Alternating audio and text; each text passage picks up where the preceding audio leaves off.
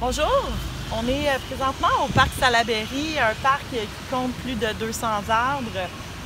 Suite à l'inspection de tous les arbres du parc, on a plusieurs travaux d'arboriculture à faire pour remettre en valeur cette forêt urbaine qu'on a ici dans le parc Salaberry.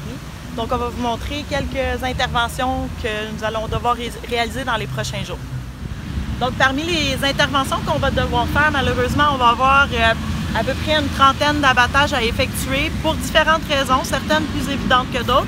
Fait qu'on va vous en montrer quelques-unes pour vous expliquer le pourquoi de ces abattages malheureux-là. Donc ici, on a premièrement un érable de Norvège, avec ici on voit un chancre assez important au tronc qui menace la solidité du tronc et malheureusement pour les chancres comme ça, il n'y a pas de traitement possible, on va donc devoir faire l'abattage.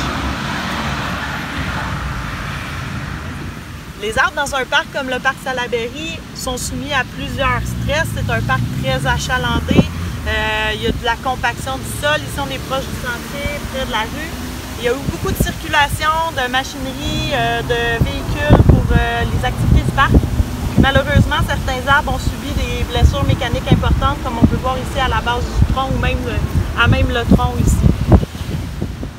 Ici, on a un érable argenté, un bel arbre, un gros arbre, qui malheureusement a dépéri avec le temps parce que l'arbre a eu certains bris dans le passé.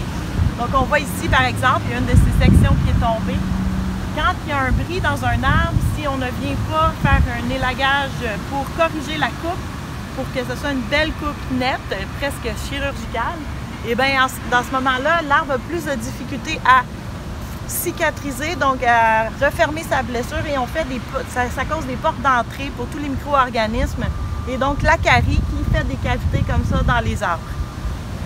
Donc c'est le même érable argenté que tantôt, on voyait l'acarie de l'autre côté. Parfois quand on regarde un arbre d'un côté, on a l'impression qu'il est sain, qu'il est beau. Donc c'est en faisant le tour qu'on peut voir certains défauts. D'ailleurs, cet arbre-là a laissé tomber une branche d'un assez gros diamètre il y a quelques jours et c'est pourquoi aussi il va être abattu. On est devant ici un autre exemple d'arbre qui a une cavité assez importante au tronc et donc une colonne de pourriture qui devrait être abattue. Par contre, celui-ci, il est un peu particulier parce qu'il abrite une famille de ratons. Je vais me tasser un peu. Donc, pour certains cas comme ça, qui sont des abris pour la faune, on va faire ce qu'on appelle un arbre de vie. On va quand même conserver une section du tronc avec la cavité pour permettre aux petits animaux de se loger cet hiver.